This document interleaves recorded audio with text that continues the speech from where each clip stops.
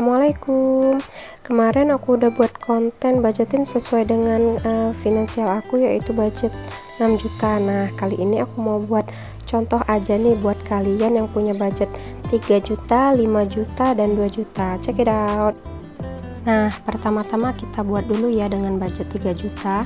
Misalnya nih di sini keadaannya aku tulis belum punya rumah, jadi masih tinggal sama orang tua. Terus juga punya 2 orang anak dan istri nggak kerja, jadi cuma suami aja ya yang kerja. Jadi budget 3 juta itu didapat cuma dari hasil kerja suami ya, istrinya nggak kerja. Perlu kita ketahui kalau kebutuhan dan target tiap orang itu berbeda-beda, jadi nggak bisa kita samain ya. Jadi di sini bisa kalian pilah-pilah sendiri mana yang penting dan nggak penting menurut kalian ya. Misalnya kayak di anak, ada yang anaknya masih sekolah atau masih balita, itu kan kebutuhannya berbeda, ada yang perlu bayar SPP atau kebutuhan pokok kayak gitu ya. Misalnya di sini aku buat dulu ya, karena istrinya nggak kerja jadi nggak perlu pengasuh ya, karena kan istrinya di rumah, ngapain pakai pengasuh. Di sini aku langsung aja tulis listrik itu 500.000 karena tinggal sama orang tua ya, tapi ini sebenarnya udah kemahalan sih, biasanya mungkin 400-an, cuman karena kan aku kemarin aja ber9 itu 500-an, ini cuma berenam kan. Terus di sini PDAM aku budgetin 200.000 aja, kayaknya juga kemahalan kalau untuk ukuran orang berenam ya, mungkin 150-an. Terus wifi atau nggak usah pakai wifi ya, di sini kita berpulsa aja itu 200.000. Terus juga selanjutnya itu kebutuhan anak 500.000. Kebutuhan anak tergantung anaknya ya, kalau sekolah buat SPP atau uang jajan, tapi kalau balita buat pampers atau susu.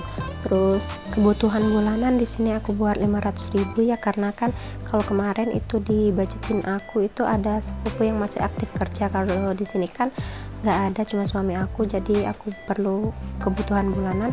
Terus jangan ikut arisan ya, karena budget kita kurang. Ingat, jangan ikut arisan karena budgetnya di sini cuma 3 juta, tapi kita harus punya hiburan atau rekreasi di sini. Karena budgetnya cuma 3 juta, hiburannya aku budgetin 100.000 aja.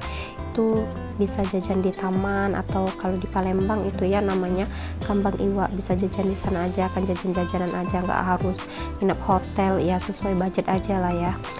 Di sini total pengeluaran kita itu ada 2 juta, jadi masih bisa saving 1 juta. Di sini ya bisa kita bolak-balik sendiri ya. Listrik kalau misalnya kelebihan bisa dibuat biaya bulanan, atau kalau misalnya kebutuhan anak kelebihan bisa buat nutupin kebutuhan bulanan, atau kebutuhan bulanan kelebihan bisa nutupin PDAM gitu.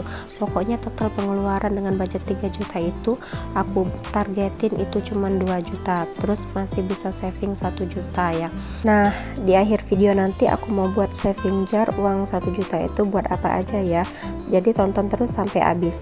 Selanjutnya yang kedua, aku mau buat budget plan 5 juta ya, kita gedein dikit dari yang tadi, dari yang 3 juta sekarang aku mau buat budget plan 5 juta, sama kayak hampir gak beda jauh dari budget aku kemarin ya, tapi di sini 5 juta kita buat keadaannya yang beda. Kalau kemarin kan itu tinggal sama orang tua, di sini kita coba ngontrak ya. Terus juga anaknya kita ambil yang lumrah dulu, 2 orang anak dan suami kerja, jadi istrinya nggak kerja. Di sini ada biaya tambahan ya, karena di sini kita ngontrak, kita nggak tinggal sama orang tua, jadi ada pengeluaran tambahan. Tapi budgetnya juga lumayan ya, 5 juta. Jadi terus juga di rumah juga cuman kita berempat ya, 2 orang anak dan sama suami, jadi biaya listrik dan pumpnya juga nggak mahal, tetapi biaya bulanan nggak ada yang bantuin, jadi semuanya itu murni suami yang bertanggung jawab gitu ya. Sini aku buat dulu kategori budget dan aktual, karena istrinya tadi nggak kerja, nggak usah pakai pengasuh. Yang pasti karena ada biaya kontrak, itu harus kita pikirin. Yang pertama kali yang harus kita bayar yaitu biaya kontrakan ya. Kita ambil aja kontrakan itu budget yang paling murah ya, misalnya 1 juta Ada sih yang murah lagi 500.000 tapi mungkin gak nyaman ya. Ini karena budgetnya 5 juta lumayan, jadi kita ambil kontrakan yang 1 juta. Terus juga listrik karena cuman berempat itu cuman 200.000. Terus juga PDAM itu 150.000. Maaf, listriknya tuh 300, PDAM 150. Pulsa di sini 200 ya, karena pulsa kan suami istri lebih banyak di rumah, mungkin lebih banyak main HP ya, buat cari informasi atau main sosmed. Terus juga kebutuhan anak itu 500 ya. Terus buat makan ya, karena makan kan nggak ada orang lain yang bantuin, jadi semuanya kita yang urusin. Makan itu gede loh biayanya, jadi aku budgetin 1 juta ya. Terus kebutuhan bulanan lainnya kayak misalnya sampo, odol, itu aku budgetin 300.000 aja, karena kan di rumah juga cuman kita berempat ya. Ini sebenarnya sih bisa kalian aja ya ngaturnya yang mana. Kalau seandainya makannya kelebihan itu bisa buat biaya bulanan. Terus juga kalau misalnya listriknya kurang itu bisa diambil dari uang PDAM, atau kalau misalnya biayanya itu kurang bisa cari kontrakan yang 500.000 aja. Terus juga listrik itu kalau seandainya mau lebih nyaman pakai AC, atau kalau misalnya nggak punya budget nggak usah pakai AC kayak gitu kan. Terus hiburan itu harus selalu ada ya, karena buat refreshing biar nggak stres ya. Di sini karena budgetnya lumayan 5 juta, di sini aku tambahin budget rekreasi itu atau hiburan itu 150.000, naik sedikit ya dari yang tadi. Tapi sebenarnya itu tergantung kalian semua sih, itu mau hiburannya dibesarin atau biaya makannya yang dikurangin, atau biaya listriknya kalian nggak biasa pakai AC atau gimana gitu kan. Pokoknya total pengeluaran kalian dengan budget 5 juta itu cuma 3.500.000. itu kebutuhan pokok ya, kebutuhan yang wajib, kebutuhan yang pasti keluar gitu, cuman 3.500.000 gitu. Jadi savingnya itu masih 1.500.000 gitu. Itu terserah yang mana yang mau kalian kencengin, yang mana yang mau kalian hematin. Pokoknya dari budget 5 juta itu kalian harus saving 1.500.000. Sama kayak tadi ya, nanti di akhir video aku buat saving jar uang 1.500.000 itu buat apa aja. Selanjutnya di sini aku mau buat budgeting yang lebih kecil lagi, yaitu 2 juta rupiah ya. Dengan keadaan itu kontrak 2 orang anak dan suaminya aja yang kerja. Jadi uang 2 juta itu mau dipakai buat ngidupin anak, buat bayar kontrakan, sama buat kehidupan sehari-hari.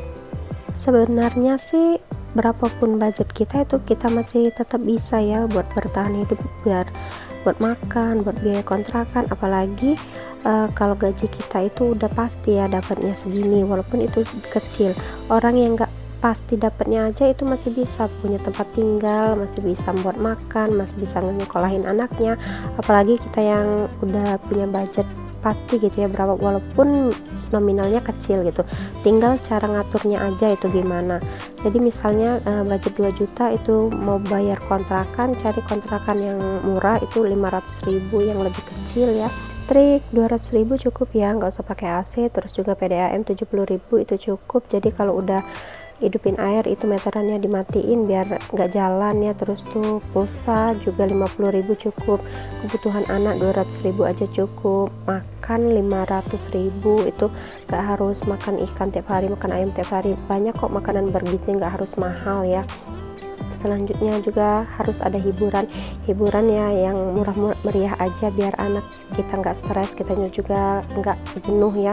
Jadi total pengeluaran dengan budget 2 juta itu yaitu 1.570.000. Jadi savingnya lebih sedikit ya, sesuai dengan budget. Tapi walaupun budgetnya sedikit, kita harus tetap saving. Jadi pendapatan kita itu sangat mempengaruhi dengan kebutuhan sehari-hari kita, gaya hidup kita, dengan kebutuhan saving kita ya. Jadi kalau kalian mau savingnya lebih gede dan nggak mau terlalu berhemat, itu pendapatan kalian harus lebih dibesarkan lagi. Nah, sekarang kita masuk ke bagian saving ya. Seperti yang udah aku bilang sebelumnya tadi, setiap orang itu punya target dan prioritas masing-masing ya. Dan juga kebutuhan tiap orang itu berbeda-beda. Jadi di sini buat contoh aja ya. kebutuhan saving kalian itu dipakai buat apa. Ini menurut aku sih ya, ini yang aku pengen gitu. Ada yang orang pengen beli rumah, ada juga yang pengen nabung emas, ada juga yang pengen nabung buat pendidikan anak. Itu terserah. Di sini buat contoh aja, kalian bisa ganti listnya sesuai dengan prioritas hidup kalian masing-masing. Di sini yang pertama itu kita harus banget punya dana darurat. Dana darurat itu untuk menghindari kita dari hutang ya, yaitu ultah ya. Di sini aku nggak terlalu saranin ya buat ultah, karena dalam Islam juga tidak dianjurkan. Tapi kalau kalian mau ngerayain ulang tahun, mending disiapkan dari jauh-jauh hari. Selanjutnya liburan ya, ini liburannya buat satu keluarga ya. Mungkin kalian mau refreshing ke luar kota gitu, sebaiknya uangnya ditabung lebih awal. Terus lebaran, dana lebaran juga ini tergantung tempat kalian kerja ya. Biasanya sih kalau dana lebaran ada THR ya, tapi kalau misalnya kalian mau dana lebih buat budget lebaran, itu mending ditabung di awal tahun. Selanjutnya itu dana sekolah ya, ini untuk simpanan jangka panjang. Terus juga logam mulia untuk menghindari inflasi. Dari budget 1 juta itu dana darurat aku sisihin paling gede, sisanya itu 100.000 aja. Terus di sini dengan tabungan 1.500.000, dana daruratnya aku budgetin lebih gede lagi, yaitu 1 juta, sisanya 200.000 aja. Ini terserah kalian ya, mau dibagi buat apa. Tabungannya bisa buat ulang tahun, atau nggak mau buat pakai ulang tahun, atau mau dana lebaran, dana sekolah, atau mau targetnya buat bikin rumah, atau buat beli apa gitu kan. Sini kita buat catatan dulu ya, karena kebutuhan setiap orang itu berbeda-beda. Terus juga target setiap orang, prioritas setiap orang itu berbeda-beda. Jadi di sini cuma buat contoh aja ya. Terus juga yang paling penting itu ya, fokus mencari penghasilan tambahan, bukan fokus berhemat ya. Jadi kalau seandainya kalian nggak bisa berhemat, berarti kalian harus fokus mencari penghasilan tambahan. Ibu-ibu juga nggak harus ngandelin suami gitu, dari rumah juga bisa menghasilkan uang. Karena kan target hidup tiap orang itu beda-beda. Kalau seandainya kita target hidup kita itu tinggi, cita-cita kita juga besar gitu, berarti penghasilan kita juga harus kita tambah. Bisa jadi freelancer, reseller, dropshipper, atau jadi Shopee affiliate, kan banyak ya sekarang. Jadi kerja itu nggak harus di luar. Aku juga sih lagi pengen coba-coba ke YouTube, terus juga lagi coba Shopee affiliate. Nanti kalau udah berhasil aku share di YouTube ini. Terus kalau seandainya kalian mau beli rumah atau beli sesuatu yang dalam jangka panjang yang harganya gede, itu mending uangnya dikumpulin di emas ya, atau di logam mulia, karena itu menghindari inflasi ya. Jadi kalau emas kan bisa dijual dengan harga tinggi sesuai dengan zamannya ya. Di sini kalau seandainya kalian pengen beli sesuatu yang harganya mahal gitu, mending ditabung ke emas, atau tabung. Sekarang itu kan lagi gentarnya investasi saham ya. Kalian juga bisa cari-cari searching Google ke investasi saham ya. Nah, kalau aku sih tahun ini ya, itu nargetin buat kurban sendiri dari hasil uang belanja aku. Terus tuh aku mau beli meja gantung buat ngonten. Terus aku mau buat rooftop rumah mamaku, dan itu aku tanya sama tukang, budgetnya itu 20 juta ya buat kumpul-kumpul sama-sama gitu. Jadi nggak harus ke taman lagi. Aku pengen buat taman di rumah mamaku ini, tapi dengan konsep rooftop gitu ya.